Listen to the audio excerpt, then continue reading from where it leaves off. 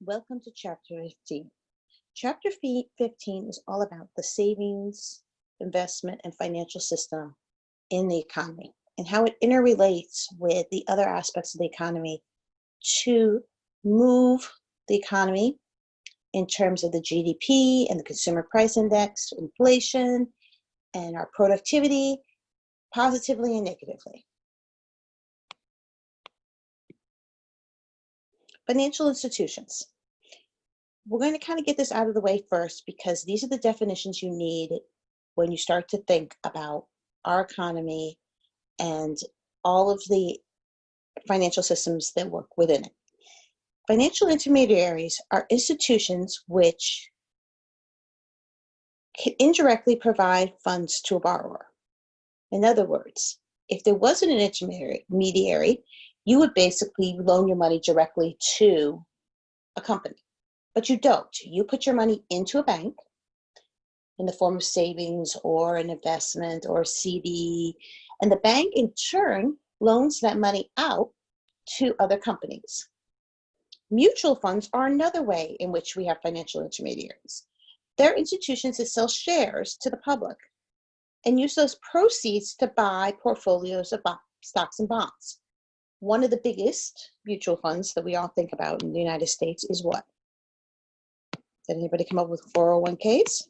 Yep, 401ks. 401ks are a very large portion of this economic being.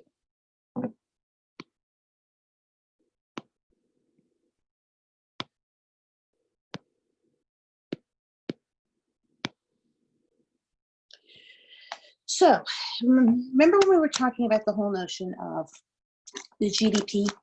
And the GDP was made up of what?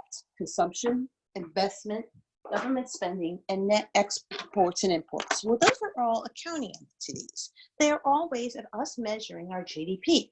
We're measuring it by how much consumers consume. Consumers consume, that's kind of funny. How much investment there is in the economy. And when we're talking about the investment, we're talking about capital, right? Investment. And then what is the government buying? And what are they buying? They are buying all sorts of things. They're doing highways. They're doing schools. They have the military. Many other things, right? The social welfare net.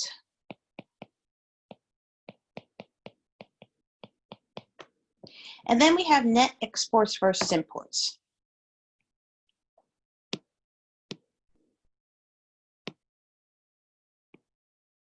So in the closed economy,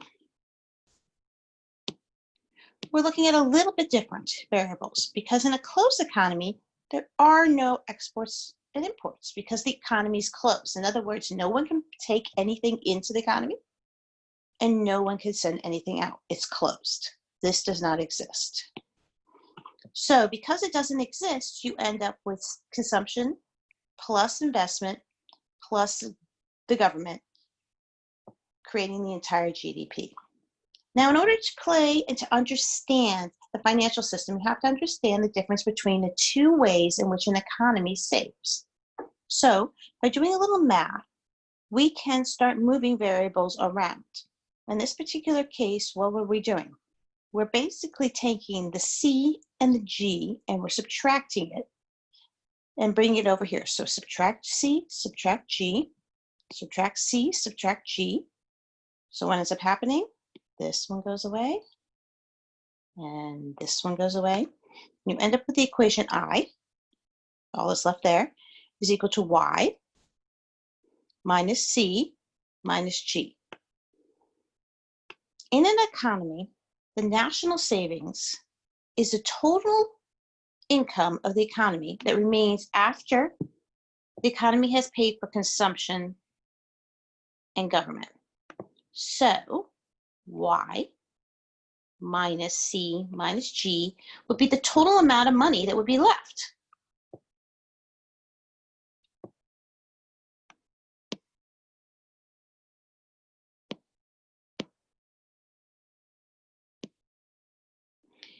It follows then that if Y minus C minus G is the definition of an economy, then the savings has to be equal to the investment in the economy. Because what did we just learn up above?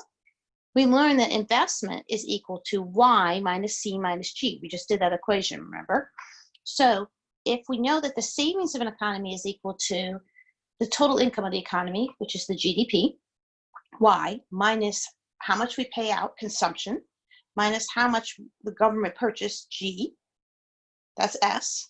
And we know that I is equal to Y minus C minus G, which we found out above, then in turn, S has to be equal to I, or savings has to be equal to investment in a closed economy. So starting with that equation, we can start to look at what happens when we add in good old taxes. Now, taxes, we're really talking about taxes minus transfer payments. Transfer payments are things like what? SNAP, unemployment. So when we start to say, where do taxes come into this? Because we know taxes have to come into it.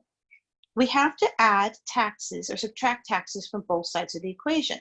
So we have to subtract taxes from the amount of money we have. So here we have Y minus C minus G, right? And that's savings. So what we're going to do is we're going to subtract taxes, but we're going to subtract taxes in two ways. We're going to look at this in terms of what? The Y minus T minus C plus T minus G.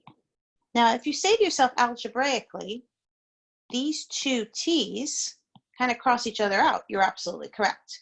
Because what we've done is we've added the taxes into the equation, but in theory, they do subtract each other out. And the reason why they kind of do is when we will show you what happens here. The Y minus T minus C, so the GDP minus taxes minus consumption, is the income that households have left after they pay taxes, T, and consume. Public savings is the amount of tax revenue that comes in minus how much the government spends. So it does make sense that they would cross each other out, because in this sense, this is the money that consumers pay in taxes, and this is how much the government has in taxes to then pay out. And just so you know, majority of the tax revenue in the United States is coming from individuals. So the national savings, how much we have in total as a nation to save, is equal to our private savings, Y minus T minus C, plus our public savings, taxes minus the government spends. This money, Y minus T minus C, that we can save as individuals, and this amount that we can save as the public becomes everything that we can save as a nation.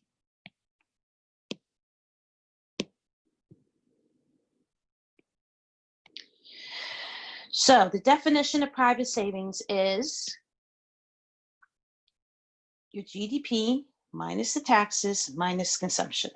It's the portion of income not used for consumption or taxes. Public savings is the tax revenue minus the government spending. This is the private savings, this is the public savings. Yes, the two T's do cross themselves out, and you end up with the same equation we started with.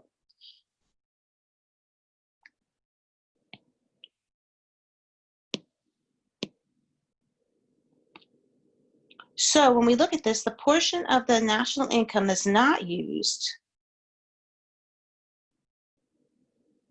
for consumption, taxes, and government spendings is what we have left for savings. This is the key equation, and this is the one that most people like to write down in their notes because it comes in very handy when you start to do tests. So remember investment? And we know that it's equal to Y minus C minus G, which we just played around with. The GDP minus consumption minus the government is how much investment there is in the economy. And we know that this is what? This is the private savings. This is the public savings. We know this equals the national savings, S. So savings equals investment in a closed economy, because what are we missing? We're missing exports and imports.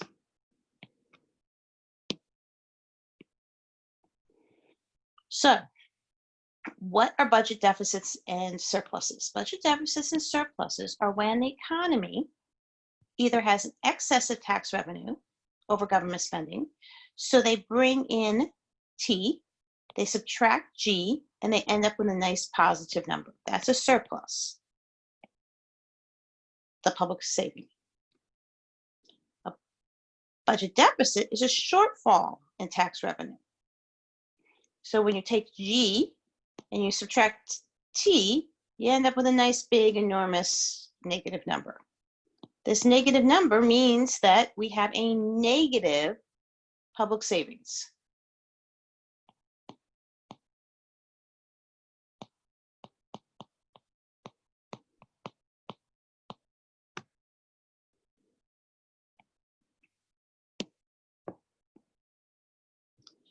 So the meaning of investment and savings is when we start to say to ourselves, private savings is the income remaining after your household pays your taxes and consumptions. And what can we do with the savings? Well, we could do lots of things. We can buy corporate bonds or equities.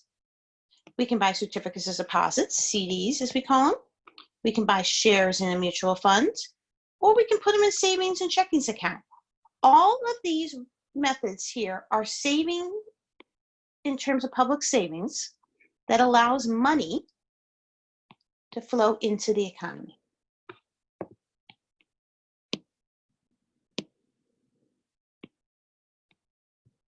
Investment, remember, is the purchase of new capital. So what is new capital? Here's some examples. When General Motors spends $250 million to buy a new factory in Flint, Michigan, they are investing.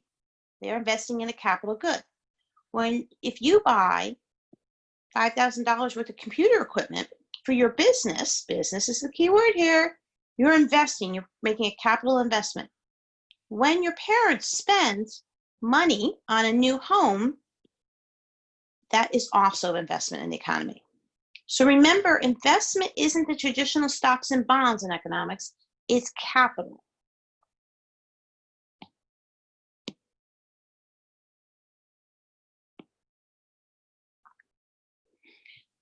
So how do we know how much the economy has to loan? Because I've been talking through these whole concept and I've been saying to you, oh, look, we can figure out how much the public savings is and how much the private savings is, and this is the money that's available in the economy. Well, that's great, and we know that it's going to be used for investment, but how are we going to determine how much loanable funds are available for the economy to operate? Well, we use the supply and demand model because it helps us understand how we coordinate savings and investment and how government policies can affect these.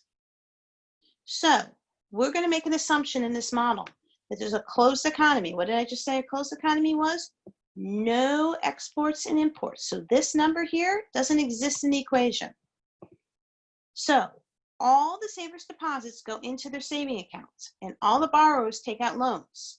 They can't go outside of this economy. They can't go to a foreign. The savers can't be investing in something outside the United States. And borrowers cannot bring money in from outside the United States. So there's an interest rate, and it is both on the return on your savings and the return on your loans.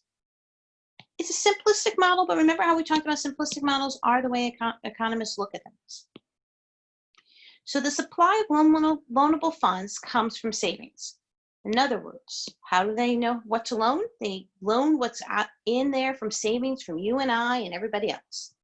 So households with extra income can loan out and earn interest. The public savings, if it's positive, in other words, if T minus G is a positive number, they're bringing more in with taxes than they're taking out with the government spending, then it adds to the supply of loanable funds. However, if this number here, in other words, G is larger than T, so this becomes a negative number. When this becomes a negative number, then it starts to reduce the national savings and the supply of loanable funds. Because the government is playing or wanting to play in the same arena as everybody else. So all those companies who want those funds, guess what? The government also wants those funds. So they're saying, me too, me too, me too. Look over here, me, me, me, me, me.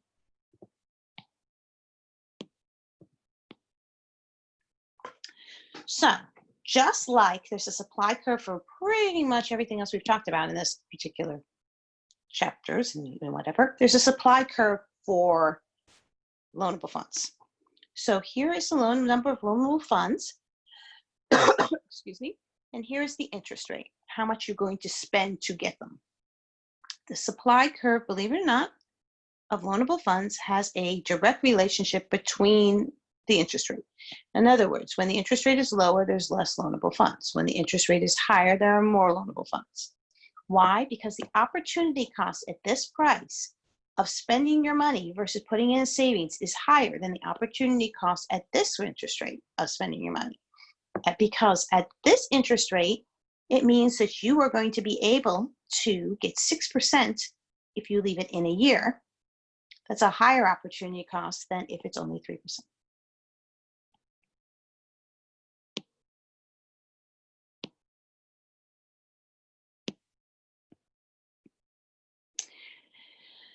The demand for the loanable funds comes from investment. So the supply came from everyone, both private and public savings. This made up the amount of loanable funds. The demand for loanable funds comes from investment. So who's investing? There's two groups that are investing. One is firms. Firms are investing because they need new equipment, they need new factories. Households borrow because they want to purchase a home.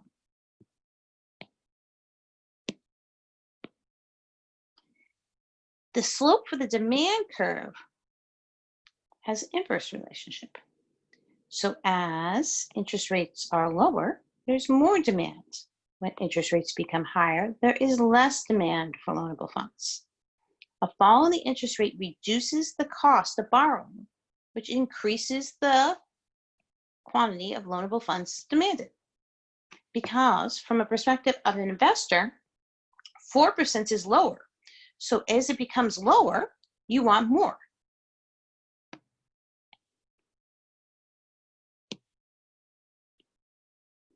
The equilibrium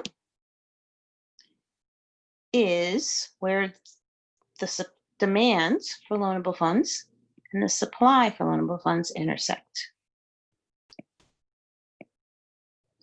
So the interest rate adjusts to equate the supply and the demand curve. The equilibrium quantity of loanable funds equals the equilibrium investment and the equilibrium savings. Right there. Right here.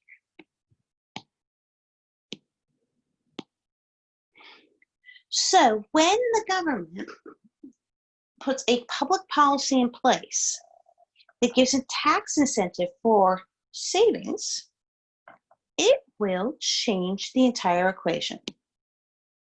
So if there is a tax incentive for savings, for instance, when 401ks came into place, which is what?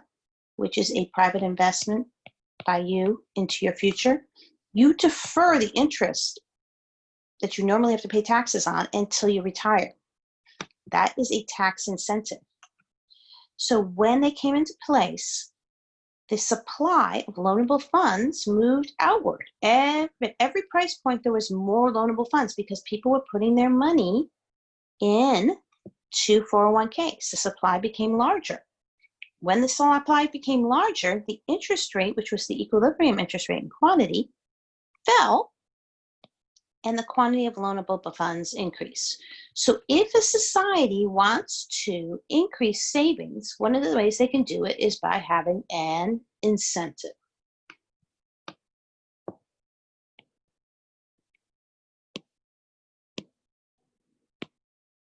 The second way that they can change the equation is a little bit differently. If they gave investment incentives, so now we're flipping the equation. Who invests? Well, we know that one of the examples was GM with a new factory, so that would give us suppliers, correct? And The other one was consumers, right, who are buying new houses. They become the demand in this curve, which is a little bit counter to everything we've talked about before. But if there is an incentive for everyone to invest, they're going to move the demand curve outward. Let's say what could be the incentive. It could be something for a tax credit if you buy a new safety feature. So you install new safety features. So you add solar panels. Those are all incentives. So the demand curve has moved outward. So we used to be at 5% interest, and we used to be at 60. If we move out to this demand curve, what ends up happening is the interest rate goes up because the demand has increased, and the demand has increased a little bit. So the equilibrium interest rate has actually increased, and the equilibrium quantity has also increased, and we've moved over here. Two ways the government can directly influence this particular group. So what does a deficit do to savings? Because we hear a lot of talk about the deficit, and you're going to watch a video on the deficit. If you look at the deficit in terms of two parts, the first is you have to always remember that there's private savings. And this is the portion of our household income that's not used for the consumption or paying taxes. So keep that in mind, because if one has a solution that we should increase taxes to get rid of the deficit, what's that going to do this side? Yep, decrease this side. Public savings is taxes minus the government spending. So it's how much tax revenue we bring in minus how much the government spends. If it's a negative number, we learned it's called a budget deficit. And what happens to national savings? Well, what happens to national savings is this number over here is negative, right? It becomes a negative number. So even though the private savings in the economy might be 100 million, if we have to subtract out 10 million, we only end up with 90 million. So we pulled down the economy because we had a deficit. So there are less loanable funds available because of the deficit. That's mathematically speaking. Realistically speaking, this deficit has to be financed some way. And the government does that by buying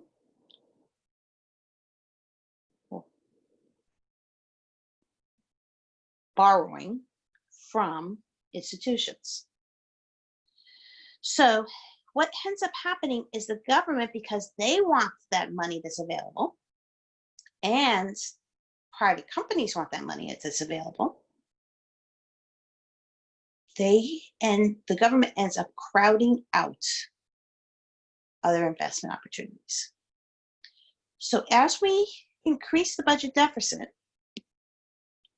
it causes the overall investment in the economy to decrease because there's less money available for this. The government's borrowing to finance its deficit and leaving less funds available for other investments. And we call this crowding out. And we know from previous chapters that investments are very important to productivity. And so deficits tend to reduce an economy's overall well-being, as well as our ability to make money and grow.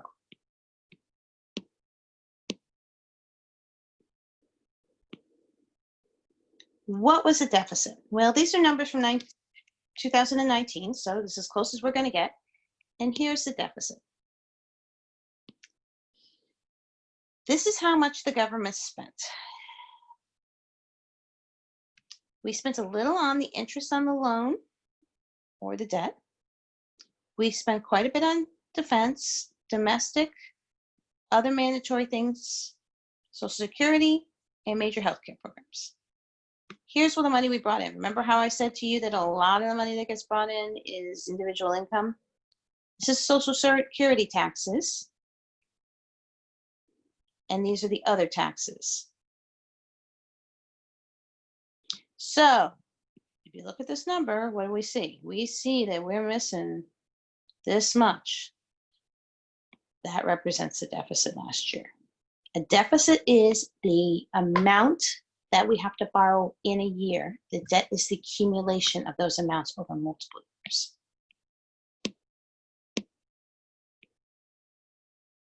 So like other markets, the financial markets are governed by the forces of supply and demand, as you just saw. And remember that principle that we talked about in chapter 1, that markets are a good way to organize economic activity? Well, we're showing that because we're showing that in this exact instance. We're saying, okay, like other markets, we allocate our resources and they're scarce and we have to figure out what ways to be effectively use them. So we as an economy have to decide where these scarce resources are going to be used. And in this case, the scarce resources include loanable funds. Financial markets also link us between present and future because they enable us as savers to convert our current income into future purchase power. Because let's say you put into the bank $100 and the interest rate is 10%. Well, if you take it out a year from now, it's going to be worth $110, which means you just increased your purchase power by $10. And borrowers can acquire capital to produce goods and services. They do not have to wait until they have enough money to pay for a new machine. They can borrow money, start producing faster, producing more, and pay the machine up over time. So, financial systems are made up of many types of institutions. What are the key ones that we talked about? Well, we talked about stocks and bonds, we talked about the banks, and we talked about mutual funds. National savings is equal to the private savings plus the public savings. Public savings is where we get what? Tax minus the government. This is where the debt, deficit, and surplus come in. In a closed economy, the national savings is going to equal the national investment. So we know in a closed economy that whatever happens to that national savings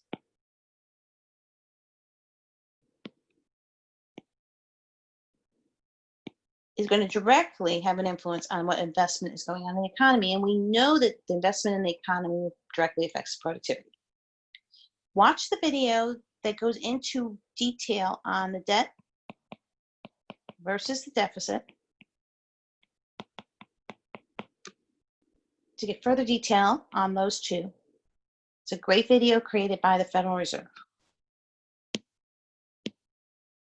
Thank you and have a great week.